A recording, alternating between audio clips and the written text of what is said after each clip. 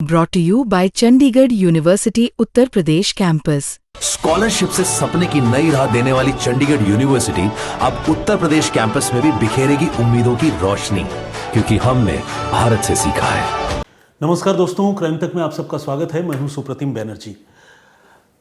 आज सबसे पहले माफ़ी चाहूँगा क्योंकि आज मुझे आप सबकी खिदमत में हाजिर होने में थोड़ी देर हो गई, और उसकी वजह ये रही कि आज शम सर जो हैं वो जो हमारा आज तक पर प्रोग्राम आता है वारदात, उस प्रोग्राम से उन्होंने आज जो है अपने आप को थोड़ा सा अलग रखा, क्योंकि उनके पास कुछ और दूसरे काम थे। तो मैं वारदात में पूरी तरह फोकस्ड रहा, और रात 11 बजे जब आज तक पर वारदात प्रसारित होगा तो आप मुझे देख भी पाएंगे।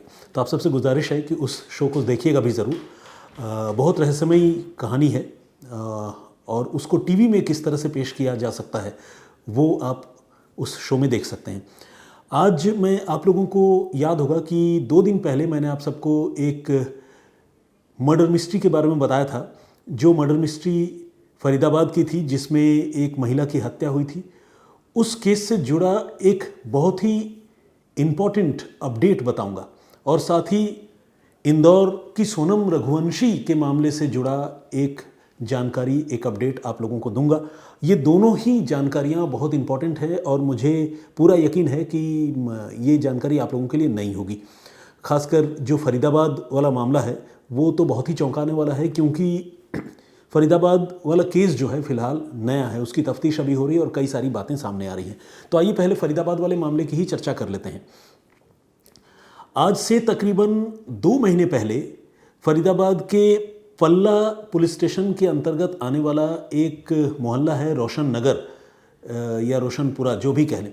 यहाँ पर एक महिला रहती थी, मतलब अपने ससुराल में रहती थी वो, लेकिन वो अपने ससुराल से 2 महीने पहले अचानक गायब हो गई थी।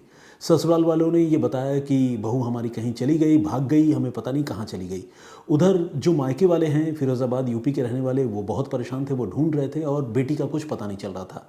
इस बीच लोगों ने ये नोटिस किया कि जो ससुराल है फरीदाबाद में, उसके ठीक घर के सामने जो है एक सीमेंट का चबूतरा सा बनाया गया है, नई सीढ़ियाँ बनाई गई हैं, और उस जगह की मिट्टी थोड़ी उथली सी है, यानी खोदे जाने के बाद मिट्टी जिस तरह से थोड़ी हल्की और भुरभुरी सी हो जाती है, वैसी मिट्टी है।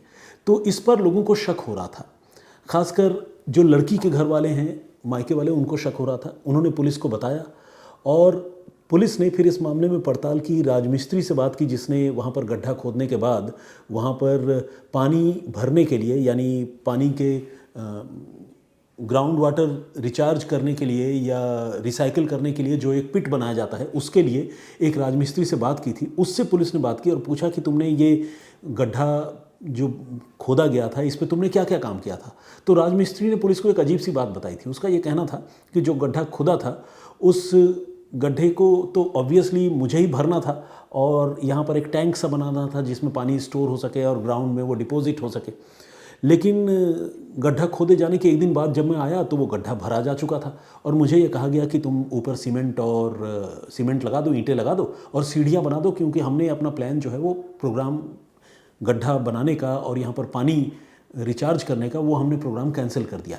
ये राजमिस्त्री के लिए बहुत शॉकिंग था, क्योंकि ऐसा आमतौर पर होता नहीं है। लेकिन फिर भी उसे पैसे मिल रहे थे और उसे कोई शक नहीं हुआ, तो उसने अपना काम किया, पैसे लिए, घर गया। लेकिन जब पुलिस को लड़की के घर वालों के कहने पर, पीहर वालों के कहने पर शक हुआ, और पुलिस ने राजमिस्त्री से बात की, तो राजमिस्त्री की ये कहानी जब पुलिस ने सुनी तो पुलिस को भी यकीन हो गया कि कुछ गड़बड़ है।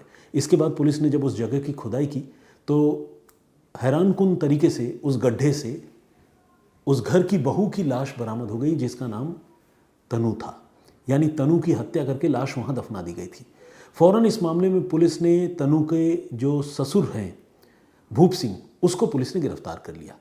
अब पल्ला थाने की पुलिस जो है वो भूप सिंह को गिरफ्तार करके इस मामले में शामिल दूसरे लोगों के बारे में पूछ रही थी, लेकिन पुलिस की तफ्तीश इतनी धीमी, उसकी चाल इतनी सुस्त थी कि लड़की के घर वालों के साथ साथ आम लोगों को भी, जो आसपास रहते थे, उन्हें लग रहा था कि पल्ला थाने की पुलिस जो है इस मामले की तफ्तीश ईमानदारी से नहीं कर रही है। वरना आप ही सोचिए कि एक घर में 5 लोग रहते थे, बहू, बेटा, बेटी, माता और पिता, यानी ये 5 लोग एक परिवार का हिस्सा हैं, और 5 लोग एक परिवार में रहते थे।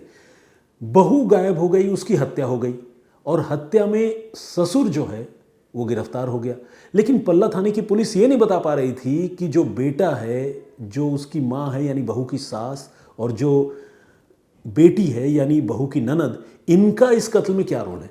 जबकि एक मकान में, और वो भी कोई बहुत बड़ा विशाल आलीशान कोठी या बंगला टाइप का मकान नहीं था, बिल्कुल छोटे छोटे कमरे वाले मकान।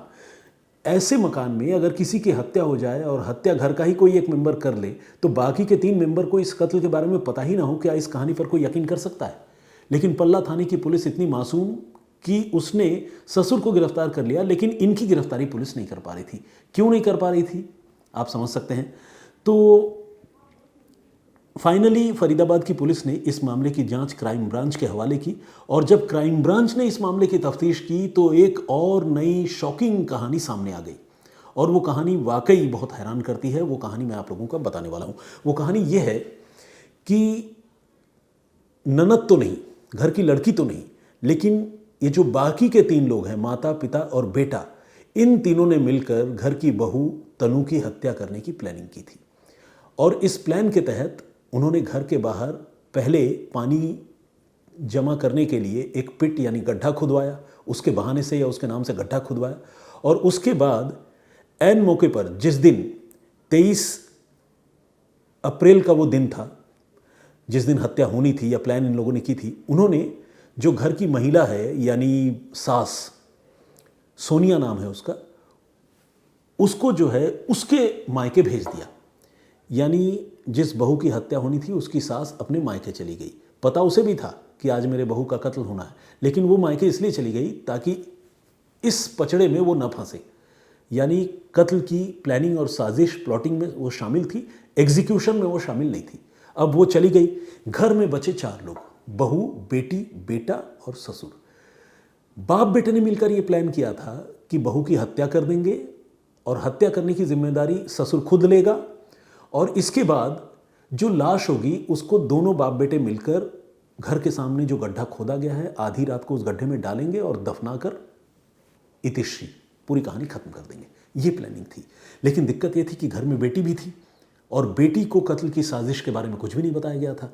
तो आखिर बेटी की जानकारी के बगैर घर की बहू का कत्ल कैसे होता, इसका जो तरीका है वो इस कातिल बाप बेटे ने मिलकर ढूंढा। इन दोनों ने क्या किया, बेटी और बहू दोनों के खाने में नींद की गोलियां मिला दी। नींद की गोलियां मिलाने का असर यह हुआ कि रात को बेटी और बहू दोनों गहरी नींद सो गए। बेटी को तो इसलिए सुलाया गहरी नींद ताकि बेटी की नींद ही ना खुले, घर में कत्ल होता रहे, वो कत्ल के बाद लाश ठिकाने लगाते रहे, बेटी को पता ना चले। एग्जैक्टली यही हुआ। बेटी अनजाने में नींद की गोलियां खाने के साथ खाकर गहरी नींद सो गई। उसे पता ही नहीं चला कि आधी रात को उसकी भाभी के साथ क्या हुआ।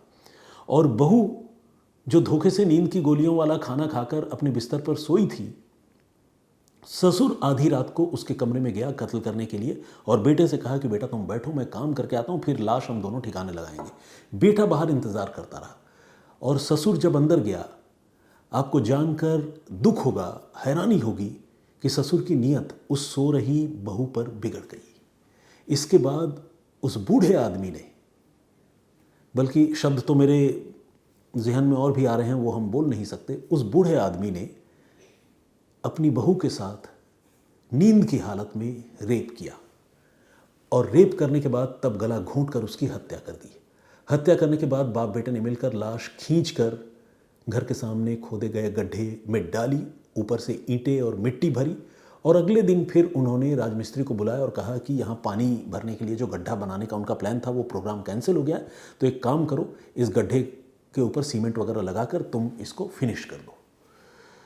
राजमिस्त्री ने वही काम किया और चला गया। ये कहानी पल्ला थाने की पुलिस जो है वो पता नहीं लगा पा रही थी। हैरानी है इस बात की, वो भी तब जब लाश वहीं गड़ी हुई थी घर के दहलीज पर, और वहाँ से लोग आ जा रहे थे, सीमेंट, कच्ची मिट्टी, ये सब पुलिस को भी दिख रहा था, लेकिन पुलिस पता नहीं लगा पा रही थी। क्राइम ब्रांच के पास जैसा ही मामला गया, इस केस का खुलासा हो गया और असली कहानी सामने आ गई। तो ये असली कहानी थी जो मुझे लगा कि मुझे आप लोगों को बतानी चाहिए।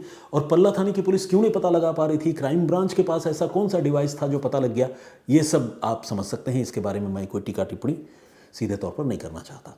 तो है बहुत हैरान करने वाली कहानी। अब सोनम रघुवंशी के मामले में जो इंपॉर्टेंट जानकारी मैं आप लोगों को देना चाहता हूं वो ये कि सोनम रघुवंशी जब राजा रघुवंशी के कत्ल के बाद इंदौर पहुंची तो वहाँ उसके पास एक बैग था और उस बैग में एक देसी पिस्टल का इंतज़ाम सोनम रघुवंशी ने किया था। उस बैग में रुपए भी थे, कुछ जेवरात थे और कुछ दूसरे बिलोंगिंग्स थे। उस बैग को एक प्रॉपर्टी डीलर ने और एक दूसरे आदमी ने मिलकर गायब कर दिया था। अब तफ्तीश में ये पता चला है कि ये जो सबूत मिटाना और गायब करने की जो कोशिश थी, ये सब कुछ सोनम के इशारे पर नहीं हुआ था, यानी इन लोगों ने खुद ही किया था। अब आप पूछेंगे कि खुद क्यों कर रहे थे भाई, ऐसा क्या समाज सेवा करने वाली बात हो गई है? तो इसका जवाब ये है कि चूंकि उस बैग में रुपए थे 5 लाख और सोने के जेवर वगैरह थे, तो इनकी नीयत ख़राब हो गई थी और इन्हें लग रहा था कि इन चीज़ों को हम हड़प सकते हैं, इसीलिए उन्होंने वो काला बैग गायब कर दिया था। एक तो ये फैक्ट है। दूसरा फैक्ट ये है कि वो जो पिस्टल था उसका इंतज़ाम सोनम ने खुद किया था, खुद अरेंज किया था। कहाँ से किया था पुलिस अभी तफ्तीश कर रही है, पता करेगी। हालांकि सोनम जेल में है, ज़रूरत पड़े तो उसे फिर से जो है रिमांड पर लिया जा सकता है, प्रोडक्शन वारंट लेकर उससे पूछताछ की जा सकती है। तो ये ऑप्शन पुलिस के पास होता है। एक और जो सबसे इंपॉर्टेंट बात है जो मैं आपको बताना चाहता हूँ वो ये कि सोनम वाले मामले में अभी तक पुलिस उस सवाल का जवाब नहीं ढूंढ पाई है जिसमें यह कहा गया कि सोनम ने आखिर राजा रघुवंशी की हत्या क्यों की और इतने बर्बर तरीके से, इतनी गहरी प्लानिंग करके मेघालय ले जाकर हत्या क्यों की। ये वही सवाल है जो सवाल मेघालय की डीजीपी ने भी उठाए थे। तो इस सवाल का जवाब अभी सामने आना बाकी है। ये सबसे इंपॉर्टेंट सवाल है जिसका जवाब पुलिस को ढूंढना होगा। अदरवाइज पुलिस जब कोर्ट में चार्जशीट पेश करेगी तो उसके लिए कोर्ट को ये कन्विंस करना मुश्किल हो जाएगा कि सोनम के इस कत्ल के पीछे का मोटिव क्या था। सरसरी तौर पर मोटिव ये तो बनता है कि सोनम राज कुशवाहा के साथ अफेयर में थी और उससे शादी करना चाहती थी, इसीलिए राजा रघुवंशी से वो पिंड छुड़ाना चाहती थी। लेकिन सवाल ये है कि पिंड छुड़ाना ही क्यों? वो अगर पहले ही शादी से इनकार कर देती तो इतना सारा फसाद, इतना बवाल नहीं होता और एक बेगुनाह इंसान की जान नहीं जाती। तो एक बेगुनाह इंसान को बलि के बकरे की तरह, स्केपगोट की तरह ट्रीट करके उसकी हत्या सोनम ने क्यों की, ये सवाल आज भी जस का तस है। मुझे लगा कि पुलिस की अब तक की तफ्तीश के बाद जब इस सवाल का जवाब अभी तक नहीं मिला है तो मुझे लगा कि ये इन्फॉर्मेशन एक बार आप लोगों के पास और पहुंचनी चाहिए, पास ऑन होना चाहिए। तो फिलहाल इतना ही। आज मैं कोई कमेंट्स और आप लोगों के नाम का जो सिलसिला होता है उसे मैं नहीं कर पा रहा हूं, क्योंकि जैसा कि मैंने आपको बताया कि आज थोड़ी व्यस्तता ज़्यादा है। तो मुझे इजाज़त दीजिएगा, अपना बहुत ख्याल रखिएगा, सुरक्षित रहिएगा। जय हिंद, जय भारत।